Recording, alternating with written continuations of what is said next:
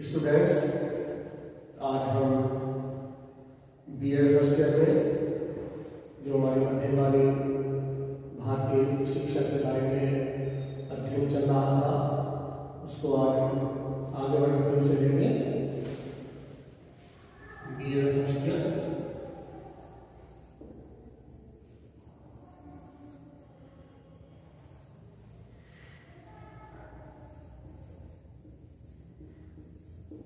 मध्यकालीन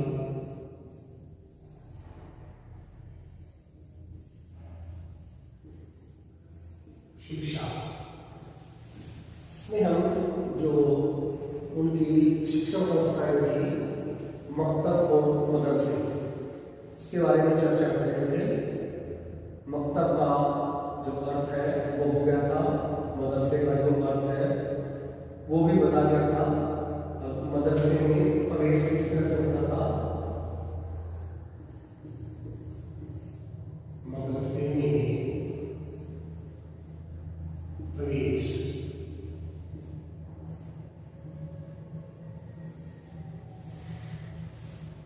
देखिए, मदरसा मुस्लिम कालीन एजुकेशन सेंटर था, उसके उच्च स्तर की शिक्षा करने के लिए था। और मकतब जो थे वो प्राइमरी एजुकेशन के सेंटर थे। तो जब उनमें पढ़ाई पूरी हो जाती थी, मकतबों की पढ़ाई के उपरांत जो बच्चा उच्च शिक्षा ग्रहण करना चाहता था उस बच्चे को इस मदरसे में प्रवेश दिया जाता था। ये मदरसे जो थे बस्ती से दूर, शोरगुल वाले स्थान से बहुत दूर ये बनाए जाते थे। और ऐसी जगह बनाए जाते थे जहाँ पर स्वच्छ वातावरण हो, स्वच्छ वायु मिलती हो, है ना। और इनमें मदरसों में जो प्रवेश होता था सभी तरह के बालकों का होता था, चाहे वो बालक मध्यम परिवार से हो, चाहे वो बालक धनी प्रकार से हो या धनी व्यक्ति का हो, राजकुल का हो, शासक वर्ग का हो। तो पूरे भारत में जितने भी राज्य होते थे या रियासतें जमाने में होती थी, उन रियासतों से पढ़ने के लिए बच्चे इन मदरसों में एडमिशन के लिए आते थे और उनको उनकी रुचि के अनुसार, उनकी योग्यता के अनुसार उनको उसमें प्रवेश दिया जाता था। जैसे आपका आगरा हुआ, दिल्ली हुआ, लाहौर हुआ, मुल्तान हुआ, अजमेर हुआ, लखनऊ, सियालकोट और मुर्शिदाबाद, इनके जो मदरसे थे ये विशेष जाति के मदरसे थे। इनमें विशेष प्रकार की शिक्षा दी जाती थी, है ना। कुछ मैं नाम लिख देता हूँ जहाँ जहाँ की मदरसे क्या प्राप्त हैं। जैसे आपका आगरा, जैसे आपका लखनऊ, जैसे आपका सियालकोट, जैसे आपका दिल्ली, मुर्शिदाबाद पश्चिम बंगाल में,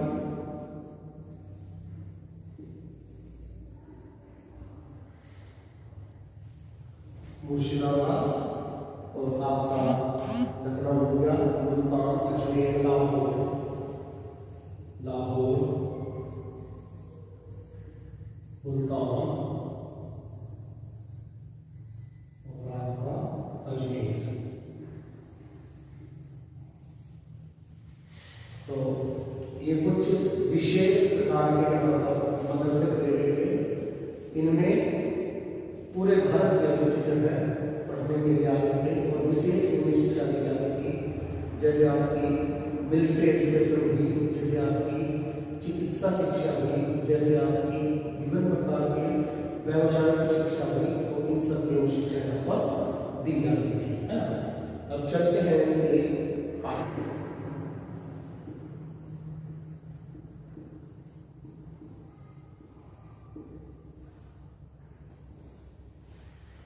दो तरह के पाठ्यक्रम थे।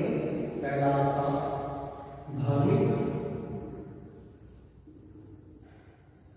पाठ्यक्रम, दूसरा आपका लौकिक या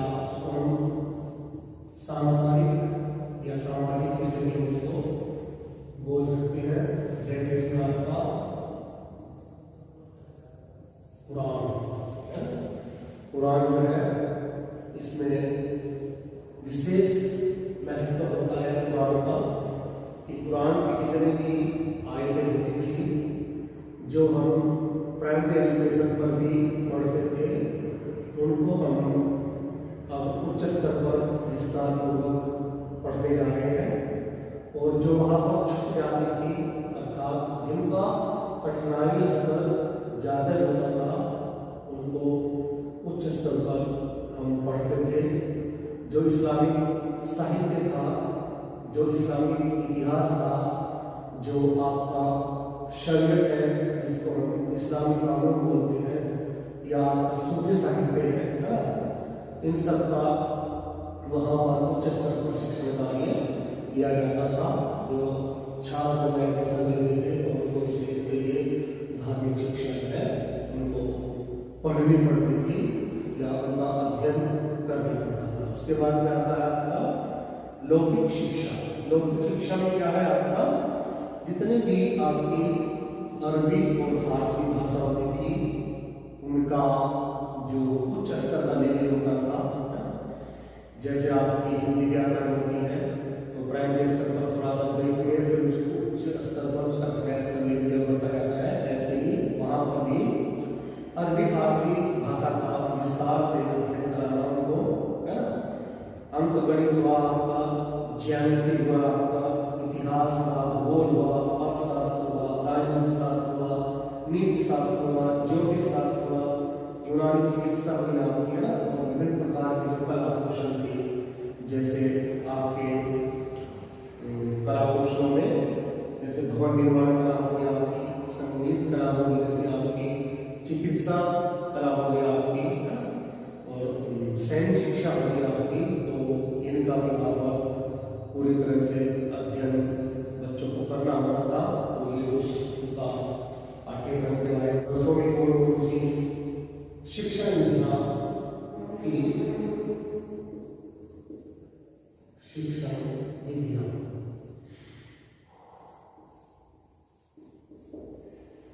कौन सी शिक्षा नीतियों के माध्यम से वहाँ पर उनको पढ़ाया जाता था। जैसे आपकी एक है भाषा नीति,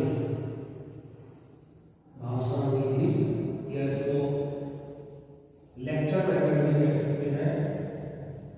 नंबर 2 आ जाएगी आपकी तर्क विधि, तीसरा नंबर पर आ जाएगी आपकी प्रदर्शन विधि,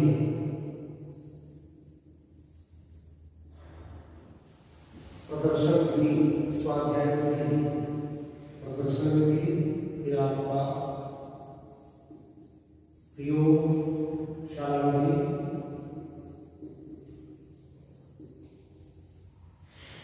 स्वाध्याय विधि,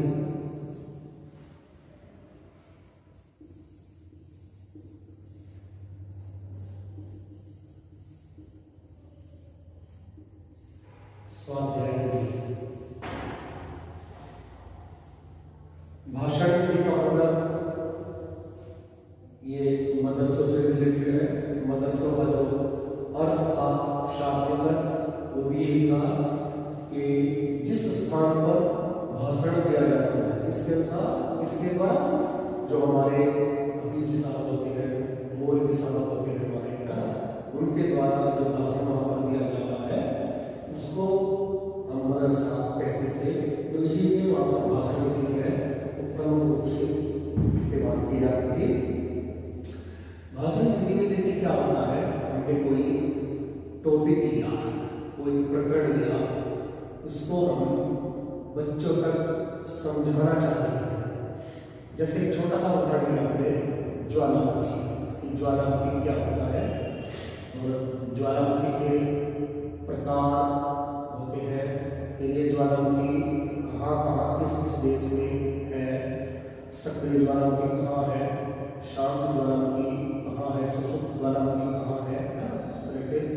तो उनको हम विभिन्न उदाहरणों के माध्यम से समझाते हैं या विभिन्न पिक्चर्स बनाकर के लेके आते हैं। उस जमाने में पिक्चर्स तो नहीं थी इस तरह की, तो वो थोड़ा सा उनको उनकी व्याख्या करते थे, वो समझाने की कोशिश करते थे कि ये चीज जो है बच्चों की समझ में ज़्यादा से ज़्यादा आता है। उनको ऐसा बताने की कोशिश करते थे कि वो सरल हो जाए बच्चों के लिए, उनकी समझ में आए, उनके दिमाग में अच्छी तरह बैठ जाए।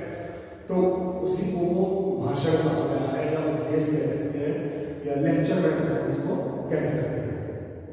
नेक्स्ट आता है इसमें तर्क। देखिए तर्क होता है लॉजिक मेथड। किसी चीज की सत्यता को बताने के लिए, या अपनी बात को प्रूव करने के लिए, या अपनी बात को सत्य साबित करने के लिए जो हम विभिन्न प्रकार के तर्क देते हैं, जो हम विभिन्न प्रकार की एविडेंस देते हैं, तो वो एविडेंस जो देने का जो हमारा तरीका होता है उसी को हम तर्क विधि कहते हैं। अर्थात देखिए दो चीज होती है, एक होता है तर्क, एक होता है तर्क।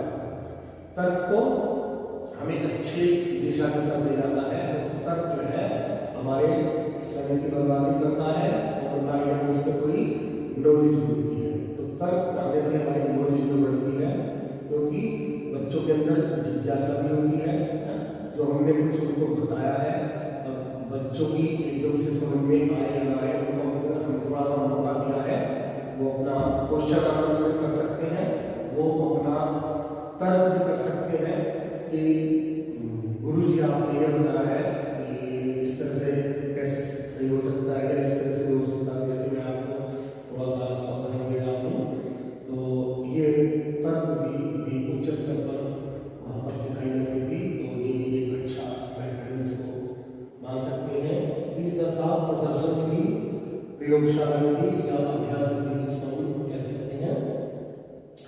प्रदर्शन विधि का मतलब क्या है कि जैसे हमारे जितने भी प्रैक्टिकल सब्जेक्ट होते हैं, प्रैक्टिकल वाले प्रयोग करने वाले सब्जेक्ट होते हैं, तो वहाँ भी उस जमाने में जो भी हमारे कुछ करके दिखाने वाले सब्जेक्ट होते थे, जो भी आपके साइंटिफिक सब्जेक्ट रहे होंगे उस जमाने में, जिनको हम एक डेमो करके एक प्रदर्शन के माध्यम से बच्चों तक पहुंचा सकते हो, तो उन विषयों को पढ़ाने के लिए वहाँ पर प्रदर्शन विधि का प्रयोग किया जाता था।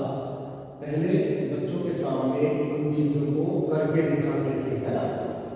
जैसे मैं ये बताता हूँ कि ये डस्टर है।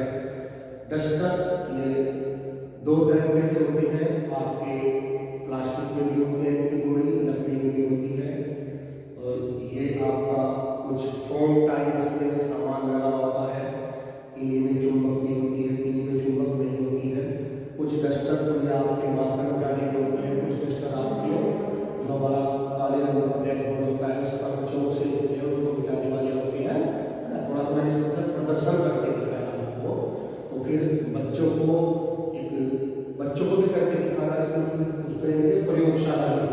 प्रयोग हम करके दिखा रहे हैं, तो हम एक प्रयोगशाला बनाएंगे, वहाँ पर उन बच्चों को ले जाते हैं, तो विभिन्न प्रकार से फिर उनसे हम बार से बच्चों से उनको प्रयोग करना सिखाते हैं, और फिर धीरे धीरे उनको एक अभ्यास में लेने की बात बताने का उनको अभ्यास में ले। जब अभ्यास में करने लगते हैं, किसी चीज को प्रैक्टिस करने लग जाएंगे, तो उसका एक अच्छा इम्पैक्ट होता है, अच्छा प्रभाव पड़ता है, और वो चीज जो है वो हमारे जहन में आ जाती है, उसको हम परमानेंट स्थायी रूप से अपने माइंड में इसको कर लेते हैं, हो जाती है। नेक्स्ट है स्वाध्याय विधि। स्वाध्याय विधि का मैंने पहले जिक्र किया था। स्वाध्याय का मतलब होता है स्वयं अध्ययन करना। स्वयं अध्ययन किस चीज का करेंगे, जो हमारे पास कुछ मटीरियल होगा उस चीज का हम स्वयं अध्ययन करेंगे। तो वहां पर भी कुछ उस जमाने के जो विद्वान रहे हैं उनकी बनाई हुई कुछ किताबें थी, तो उन किताबों को बच्चे जो थे मदरसों के वो खाली समय में उनसे अध्ययन करते थे, उनसे अपनी नॉलेज को बढ़ाते थे, ज्ञान को बढ़ाते थे, या टीचर्स की अब्सेंस में या हमारा मटीरियल खाली है उसकी अब्सेंस में जो है हम उस स्वाध्याय विधि का प्रयोग पर करते थे। बात अगर हम करें भाषा, जहाँ भी आपकी अरबी भाषा है, फारसी भाषा है, उसी के माध्यम से हम छात्र छात्राओं को शिक्षा मिलती है, वही हमारी बोलचाल की भाषा है और वही हमारी राजकाज की भाषा है। देखिए वही हमारी मातृभाषा है। अगर हम बच्चे को मातृभाषा में पढ़ाने की कोशिश करेंगे, क्षेत्रीय भाषा में पढ़ाने की कोशिश करेंगे, जिस भाषा में उसका लालन पालन हो रहा है जिस समाज में वो अपना जीवन यापन कर रहा है उस समाज की जो भाषा नहीं होगी, अगर उस भाषा में बच्चे को पढ़ाएंगे तो वो जल्दी ही उसको गेन करेगा, प्राप्त करेगा उस शिक्षण को। और अगर हम उसमें दूसरी भाषा को जबरदस्ती कराएंगे तो दूसरी भाषा में अच्छी तरह से नहीं कर सकता है।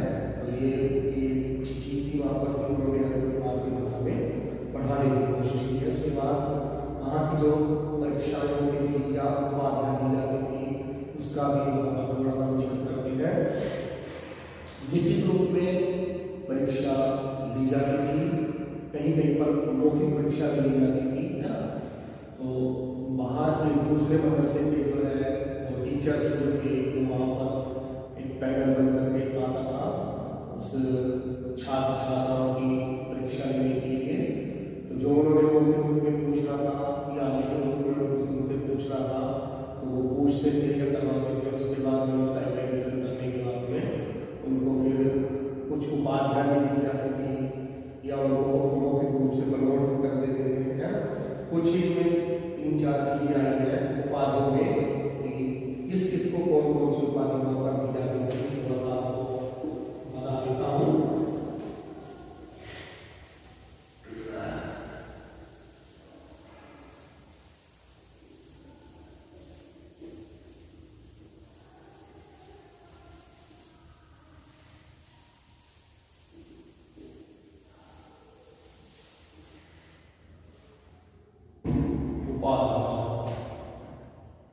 शिक्षा योजना पूरी होगी हमारी उपाधियां।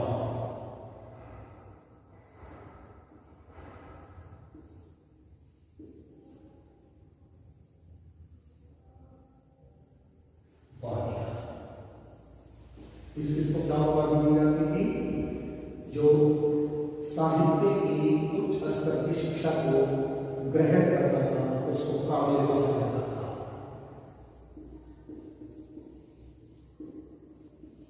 साहित्य की उच्च शिक्षा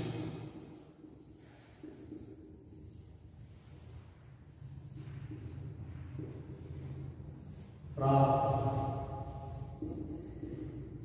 छात्रों का काबिल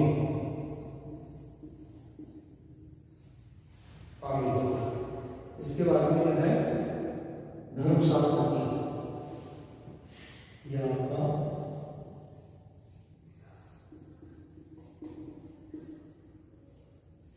धर्मशास्त्र की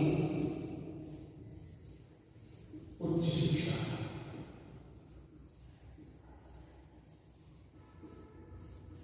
उसको कहते हैं आली।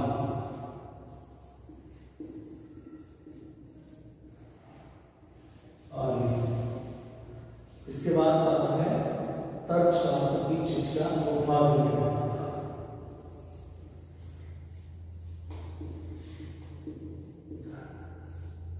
तर्कशास्त्र की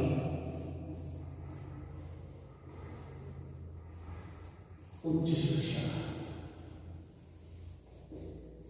उसको कहते हैं फाजिल।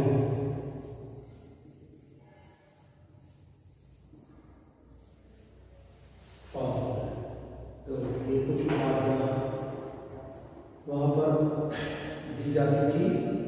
इसके बाद जैसे मैंने कहा कि जो साहित्य की उच्च शिक्षा प्राप्त कर लेता था उसको काबिल कहा जाता था, जो धर्मशास्त्र की शिक्षा प्राप्त कर लेता था उसको काबिल कहा जाता था, और जो तर्कशास्त्र की शिक्षा प्राप्त कर लेता था उसको फाजिल कहा जाता था। इसके बाद ये अनुशासन और दंड व्यवस्था। अनुशासन वहाँ पर जो दिखाई दे रहा है वो छात्रों के लिए है, स्टूडेंट्स के लिए है।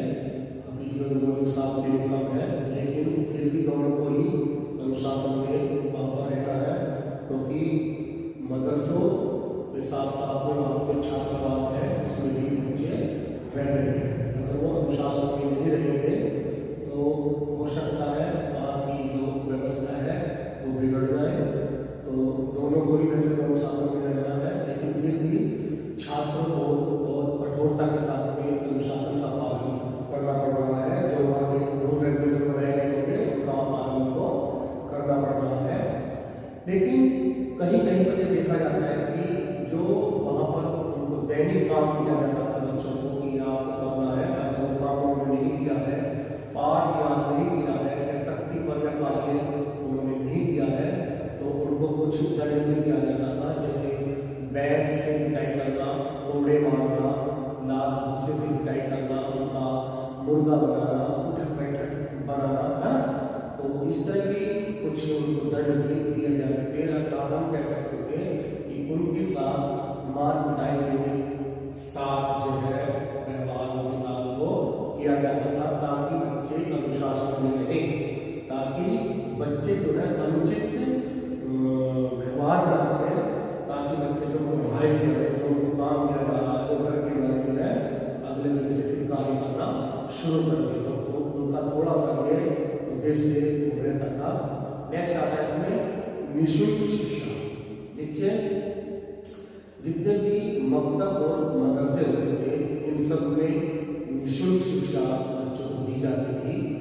निःशुल्क शिक्षा का क्या मतलब है, कोई भी किसी किस्म की ना तो उनसे ट्यूशन फीस, ना उनसे बिल्डिंग फीस, ना उनसे एडमिशन फीस, किसी भी तरह की कोई फीस उन बच्चों से नहीं ली जाती थी, जिस प्रकार से कम ली जाती है। लेकिन फिर भी जो है उनका जो खर्चा होता था वो कैसे होता था, वो अपनी इच्छा से उन मदरसों को उनके जो माँ बाप थे वो दे जाते थे, धन संपत्ति पैसा जो भी था, और जो वहाँ के शासक थे, राजा लोग थे, उनके संरक्षण में ही वो मदरसे चलते थे। तो इस प्रकार से उनकी जो आर्थिक स्थिति थी, आर्थिक व्यवस्था थी, वो अच्छी तरह से चल जाया करती थी।